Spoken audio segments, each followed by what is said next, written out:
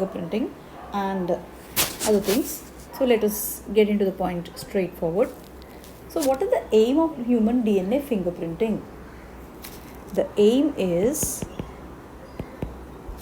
to identify the genetic difference between two humans. Identify the genetic difference between two humans, right?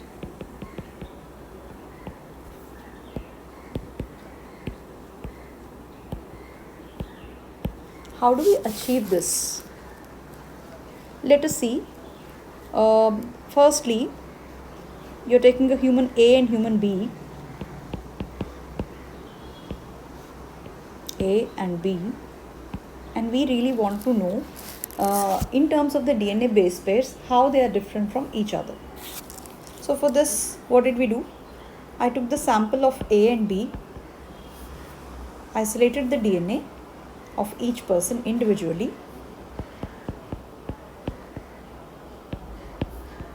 and then performed the sequencing for each DNA. That means I'm supposed to sequence the 3 billion base pairs, right? 3 into 10 power 9 base pairs of A as well as B. After isolating the DNA, I have sequenced them. I need to sequence them, right?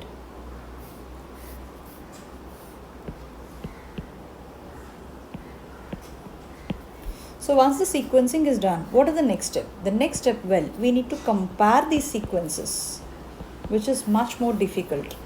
Now compare the 3 billions of A with 3 billions of B, right? So after you compare these two sets, it is then you can identify where there are similarities, where there are differences. So do you think it is possible to compare 3 billion base pairs? How do you think it is possible, first of all? Even if it is possible, don't you think it is such a daunting task? Well, this seems to be quite foolish. It requires a lot of effort, time, money. It's very, very expensive. It's going to cost us a fortune, right? And ultimately at the end we are going to get just how two people differ from each other. That's the only piece of information we are going to get here, right? So why should we put so much of effort, time and money in this? No, let's not do that. Now, what is the other way? What is the alternate then? Okay, we don't want to do the whole genome sequencing here. Now I will go for the second one. Yeah, now I remember what we can do. The second method is, do you remember in the Human Genome Project, HGP? According to HGP, the total number of base pairs is 3 into 10 power 9 base pairs. And in this, 99% of the DNA, 99.9% of the DNA is is the same in all the humans, right? It is only this 0.1% base sequences that are different from one human to another human, right? So we have to go back to this piece of information. Now we know that out of the whole 3 billion bases, 99.9% of the base sequence is going to be the same between any two humans, and we are differing from each other only with this just 0.1%. Now this 0.1% will make up how many? It is almost 30 lakhs, about 30 lakhs of base pairs, right? So you take any two humans, you and me, we differ from each other only in terms of this 30 lakhs of base pairs, right? Now, instead of going for the whole genome sequencing, can we do this 0.1% sequence? Matlab, take the human A and human B DNA samples, isolate their DNA, and then again perform sequencing of these 30 lakhs. Instead of 3 billions, we have come down to 30 lakhs. Wow, it sounds great, right? So we are doing the sequencing of these 30 lakhs only. in which we differ from each other, right? How does it sound? It sounds little better when you compare with the previous method, but again it is not really so very great. Okay, 30 lakh base pair sequencing is also not so easy, right? So it is not advisable, not easy, not recommended. Then what are we supposed to do? Okay, so what can we do? What else we have? What are the other methods that do we have? Yes, we do have certain other options. This is where exactly Alec Jeffrey came up, right?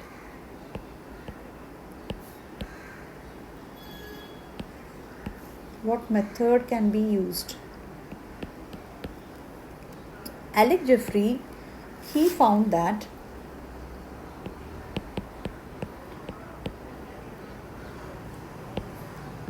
within this repetitive DNA, so again let me take you to the Human Genome Project piece of it. So when we are talking about the human DNA, most of the DNA is made up of non-coding sequences, right? Yes, suppose this is your DNA. Only 2% of the DNA is coding for proteins, right? 2% codes for proteins. Most of the DNA is made up of repetitive or non-coding sequences. Most of the DNA is made up of non-coding sequences, right? Doesn't have any coding function.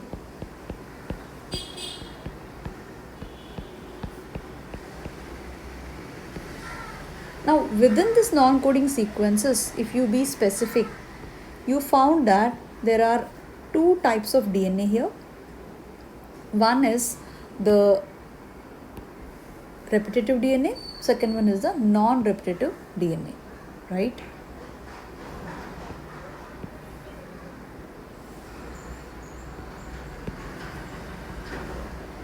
Well, so Alec Jeffrey wanted to make use of this specific repetitive DNA. So as I'm trying to tell you, the sequences that we have here are mostly non-coding sequences. Within this non-coding sequences, we have repetitive DNA, repetitive sequences, as well as non-repetitive sequences, right? Now what Alec Jeffrey did is, within this non-coding sequence, that is within this non-coding sequences, he used the repetitive DNA sequences as probes. Using these repetitive sequences as probes, he was able to develop a method using which we are able to identify the difference between two people. Clear? Yes? Okay. So what did he do now? See, let us see now. How the process became very simplified now. Now here also you are going for the same humans, human A and human B. Now for human A and B, again the same. Initially we need to go for isolation of DNA. After isolation of DNA, the next thing is identify the repetitive sequences of DNA. This is again different. This is again important. Identify the region, the portion of the DNA which is made up of repetitive DNA. Repetitive sequences. Identify these repetitive sequences. Now again in this you're not going to sequence or do anything for the whole repetitive sequence. In this repetitive sequences, further take only the specific portion of repetitive DNA, okay, as a sample. Now once you take that as a sample, perform the steps of DNA fingerprinting.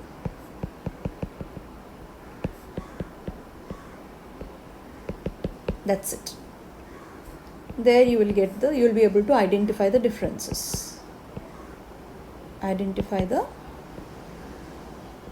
unique patterns of DNA of each human being. Right? So here, if you carefully observe, in the method of Alec Jeffrey, we are neither doing any sequencing, nothing. You're just isolating the DNA, you're using the repetitive sequences of the DNA. Again, in the repetitive sequences, specific portion of the repetitive DNA is only used as a probe here. It is being used as a probe, and making use of this probe, perform all the steps to identify the probe, and then this is where you are, right? So it has simplified the task so much. That means out of the 0.1% of the DNA sequences, again you are choosing a small portion of the DNA. Okay, now the question is, why we need to use this repetitive DNA? Why Alec Jeffrey recommended or suggested to use the repetitive DNA? Why repetitive DNA? Because it is this repetitive DNA that shows high degree of polymorphism, shows high degree of variability from person to person.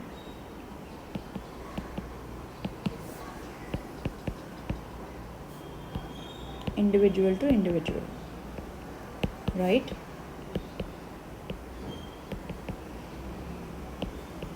It is the repetitive DNA that is showing high degree of variability from individual to individual, which is otherwise called as polymorphism.